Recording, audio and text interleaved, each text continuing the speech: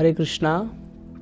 तो आज का हमारा विषय वस्तु है शरणागति। तो भक्ति में शरणागति ही सबसे बड़ा अंग है। तो सनातन गोस्वामी जी कहते हैं शरणागति की लक्षण के बारे में, अनुकूलस्य संकल्पस्य प्रतिकूलस्य वर्जनम रक्षति इति विश्वासो, रक्षति इति विश्वासो गोप्तृत्व वर्णम तथा आत्मा निक्षेपम कार्पण्यम षड्विधिम शरणागति।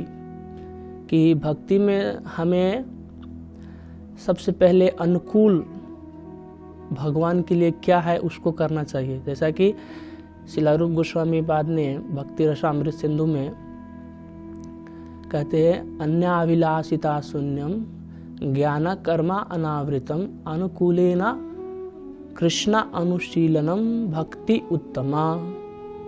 कि अनुकूल भक्ति, हमें कभी भी प्रतिकूल नहीं भक्ति करना चाहिए।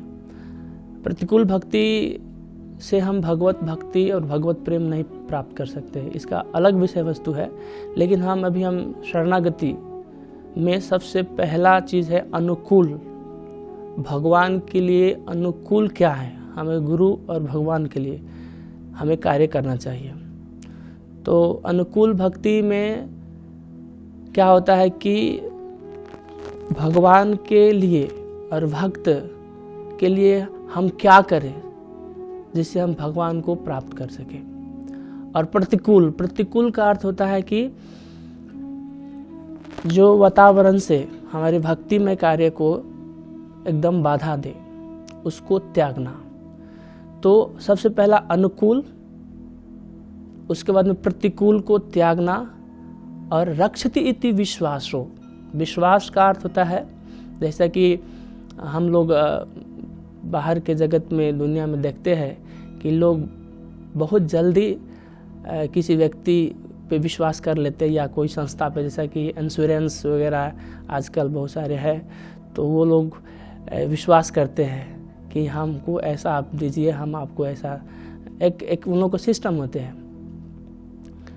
तो लेकिन भगवान श्री कृष्ण गीता में कहते हैं कि हम पर विश्वास करो, तुम्हारे पास जो चीज़ नहीं है मैं उसको दूंगा, और तुम्हारे पास जो चीज़ है हम उसको रक्षा करूंगा।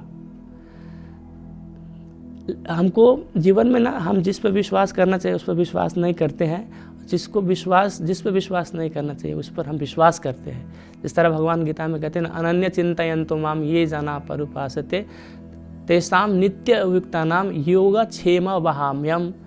कि जो मेरा निरंतर रूप से ना अन्य, किसी को दूसरा को अपना ना मानकर, ना अन्य मेरा अपना मानते हुए अगर निरंतर रूप में मुझे चिंतन करता है, मेरा भजन करता है, तो मैं उसको योगा क्षेमा वहाम्यम, उसको जो चीज़ चाहिए मैं उसको देता हूँ, और उसके पास जो चीज़ है उसको मैं रक्षा करता हूँ। तो भगवान यहाँ देखिए गीता में कितना विश्वास दे रहा है कि हमारा भजन करो, और भजन करने से क्या होगा, आपको सब कुछ मिलेगा। फिर भी हम भगवान पर विश्वास न करके दूसरे व्यक्ति और कोई संस्था पर विश्वास कर लेते हैं। और इसी तरह रामायण में भी एक प्रसंग है, भगवान रामचंद्र बोलते हैं कि जो मेरे शरण में एक बार आ जाते हैं उनको मैं दास बन जाता हूँ। तो कहने का अर्थ यह है कि हमें विश्वास अगर भक्ति में ना हो, शरणागति में ना हो, तो वास्तव में हमें भक्ति के लिए अनुकूल वातावरण नहीं हो सकता है। रक्षति इति विश्वासो गोप्तृत्व वर्णम। और गोप्तृत्व का अर्थ होता है जिस तरह पिता और माँ अपने बच्चे को जिस तरह लालन पालन करते हैं, उसी तरह भगवान को भी अपना पिता तुल्य मानकर कि हमारे जो आवश्यकता है भगवान हमको पूरा करेंगे, इस भाव से हमें भक्ति करना चाहिए।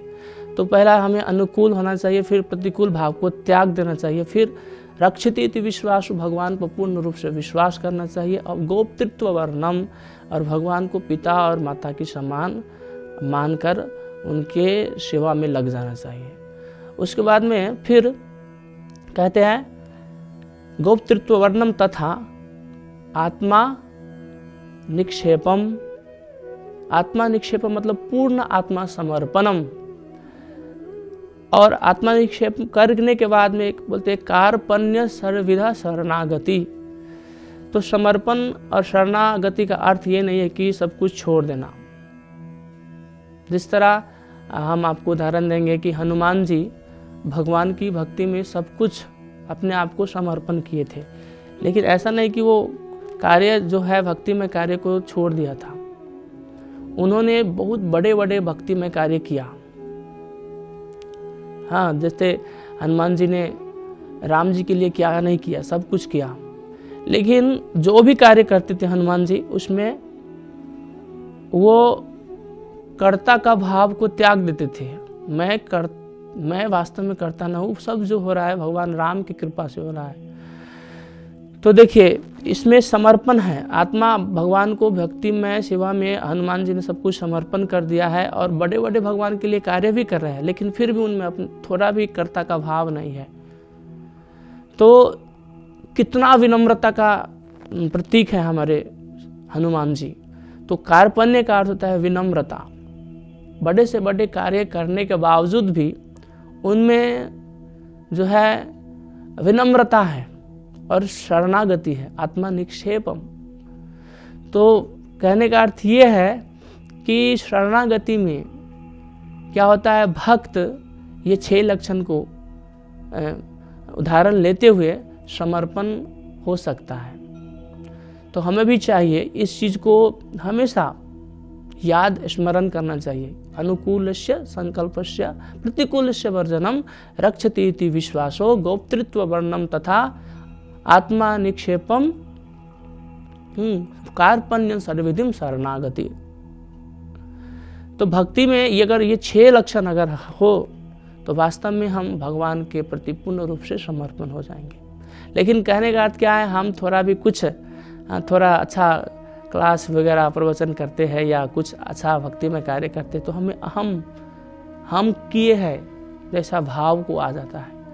तो शरणागति भक्ति का अर्थ है कि कार्य करना लेकिन कर्ता का भाव को त्याग देना। इस तरह भगवान गीता में कहते हैं ना, प्रकृति क्रिया मानानि गुणै कर्माणि सर्वश अहंकार विमूढ़ात्मा कर्ता हमिति मन्यते। जिस तरह भगवत गीता में भगवान बोलते हैं कि प्रकृति का तीनों गुण हमें कार्य करा रहा है, लेकिन फिर भी हम अपने आप को कर्ता मानते हैं। तो कर्ता को भाव को त्याग करके हम अगर भक्ति में पूर्ण रूप से लग जाए और ये 6 लक्षण को अपने जीवन में अपनाए तो हम वास्तव में एक दिन भगवान की ओर, भगवान के प्रति पूर्ण रूप से समर्पण हो सकते हैं। तो आज का हमारा ये विषय वस्तु था कि कैसे समर्पण हो, शरणागति कैसे हो। हरे कृष्णा कृष्ण कृष्ण हरे हरे, हरे राम राम राम हरे हरे।